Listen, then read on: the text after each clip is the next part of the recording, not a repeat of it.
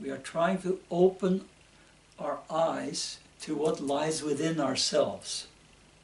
And not only what lies within ourselves, but also what lies within the whole world, the whole universe. What is the nature of life? I mean, this is a pretty important thing to find out before we die, isn't it?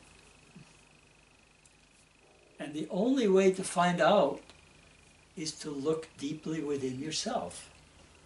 You can, of course, get some answers from scientists and this one and that one and philosophers, but it'll just be philosophy and it'll just be science.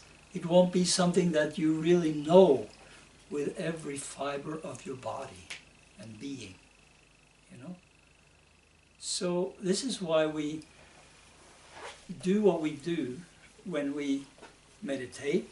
We use the breath, first focus on the physical body and relaxing as much as possible, while at the same time being alert, and then following the breath, going into the chakras, using the wish to open, and getting the experience of transforming all these patterns and blocks and tensions within ourselves to more of an energy flow.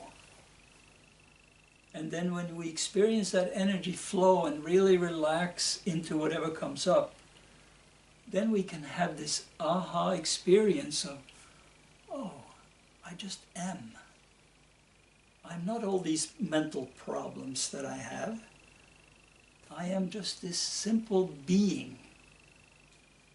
And then we can gradually, as we explore that within ourselves and within the life that we have, we can experience and become, we can recognize that we really are that deeper state where there are no problems. There is just a gratitude and a state of being that is totally open. And, you know, it doesn't really matter where you are in your life or what your challenges are. You can, if you do this with some regularity, discover, you can open your eyes to what lies more deeply within you. And, you know, you've been doing it now for some years, so you're on the way to discovering, what is this really all about? What is this, what is really the essence of life? And the essence of life is something beyond even living and dying. You know, we observe that people are born, they live, they die. And if we are totally focused on the external aspect of that, it becomes very confusing and depressing, usually difficult.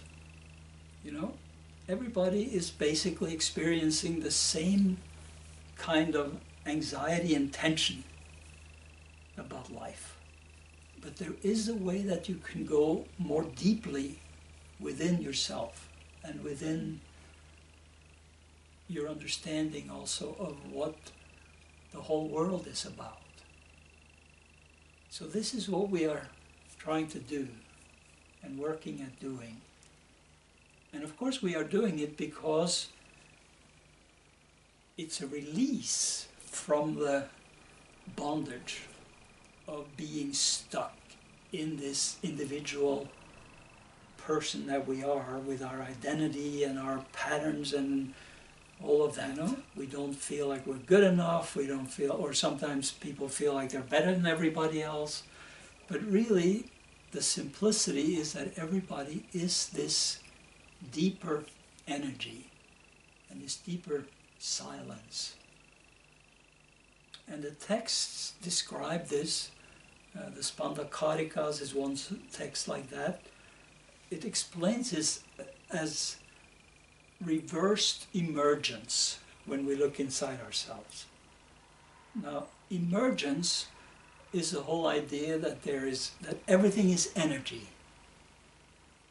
and that it comes from the infinite silence, which is Shiva.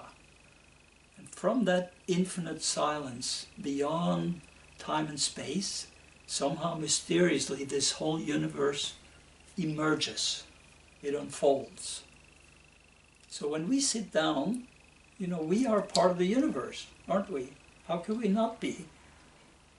So when we look inside, we look within ourselves, we are reversing that process of unfolding, and we are saying, I want to go in. As you heard the gong, it was loud, you know, sound, and then it gets quieter, quieter, and then there's silence.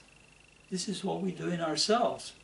We go within and we discover, of course, first that it's tense and we have all these things in us that we don't like and all that. But then, gradually, as you work at it, you discover, oh, there's more energy flow inside. There's subtler things in me than what I'm used to thinking about and feeling. And as you discover that, then you can really let go into that, and you can experience that silence. And in that silence, there's also kind of a spark that is the birth of new sound, potential new sound.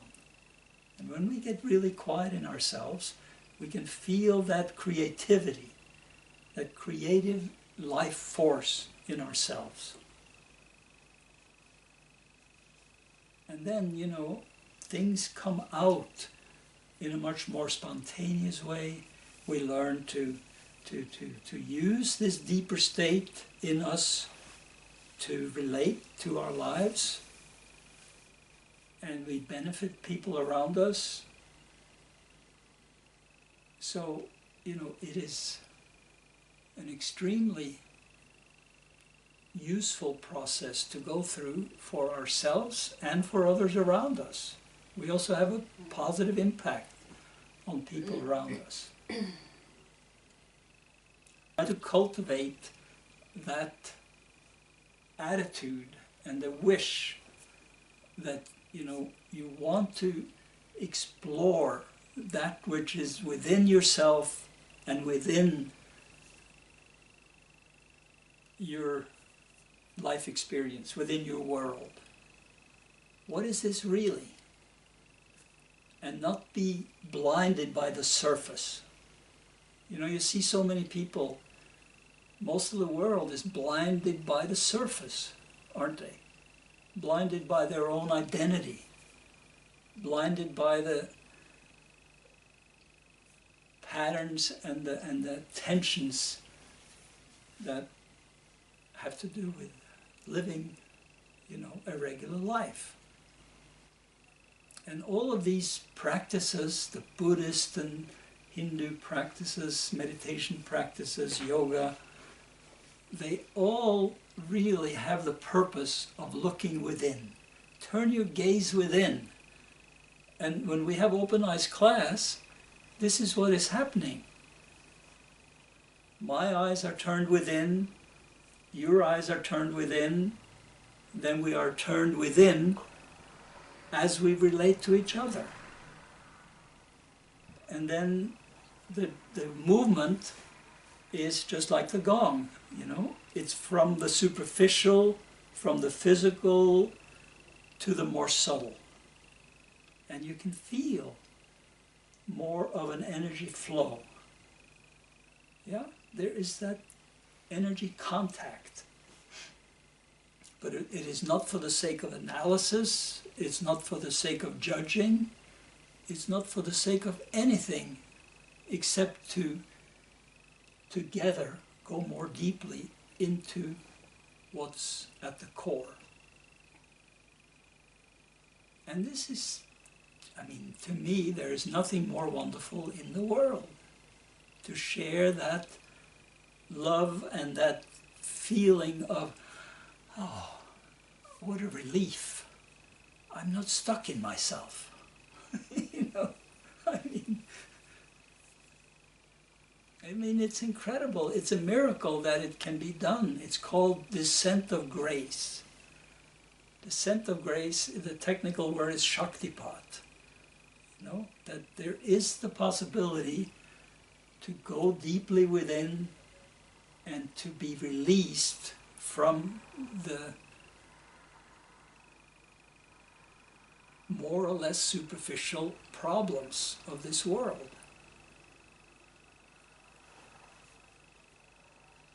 And if we can do that for ourselves, we can also vibrate other people to be inspired to do the same. And then suddenly we are having a real effect, you know? Not to try to change the world. I mean, the world is going to stay crazy, unfortunately. It's just going to. But we can have some positive impact, and that's a heck of a lot better than nothing. And we don't have to judge what impact we have. I mean, I know the years that I've been doing the practice and the years that I've been sharing it with other people, you sow seeds, and you don't know what those seeds lead to. You know, it does have an effect. And your state also has a tremendous effect on the people around you.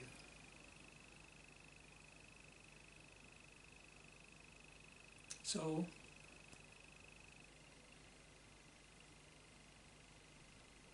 think of it, you know, also when you are living your life and going through the regular things, and, you know, when things come about that seem, oh, this is a big problem.